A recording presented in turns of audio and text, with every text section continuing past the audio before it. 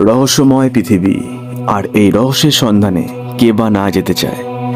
আর সেই রহস্যের মধ্যে যদি লুকিয়ে না থাকে কোনো ভুতুড়ে কাণ্ড, তাহলে তো কোনো কথাই নেই। আমি কেন, আপনারাও চাইবেন সেরকম কোনো জায়গায় একবার হলেও ঘুরে আসি। তো কথা না বাড়িয়ে শুরু করছি আজকের ভিডিও। আজ আমি চলে এসেছি এমন এক ফার্ম, যা পরিত্যক্ত অবস্থায় 20 থেকে 25 বছর ধরে এভাবে এখানেই পড়ে আছে। বন্ধুর কাছ থেকে ঠিকানা নিয়ে আমি চলে এলাম এই ফার্মের উদ্দেশ্যে। আর এসে দেখলাম এখানে সত্যি একটা গা ছমছমে পরিবেশ।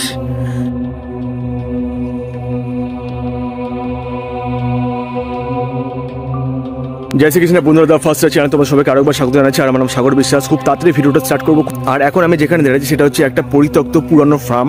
আজ থেকে প্রায় 10-12 বছর ধরে এখানে এভাবেই পড়ে আছে, একদম নিস্তব্ধ, কোনো লোকজন, কোনো কিছু ডাক ফাক, মানে কোনো লোকজন কিচ্ছু নেই। জায়গাটা তোমাদের আমি একটুখানি ঘুরে দেখাতে চাই। আর লোকমুখে শোনা কথা, এটা আমাকে একটা বন্ধু লোকেশনটা ট্যাগ করেছিল যে বন্ধুরা তুই এখানে ঘুরে যা, জায়গাটা দেখা। একটা গা ছমছমে পরিবেশ এখানে একটা বিরাজ করে। আর তোমাদেরকে আমি একটু জায়গাটা টোটাল ক্যাপচার করে ঘুরিয়ে ঘুরিয়ে দেখাবো, ঠিক আছে?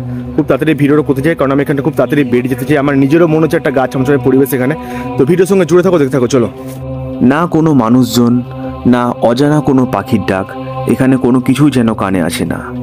নিস্তব্ধ নিঝুম অবস্থায় এটা আজ প্রায় 20 থেকে 25 বছর ধরে এভাবেই পড়ে আছে।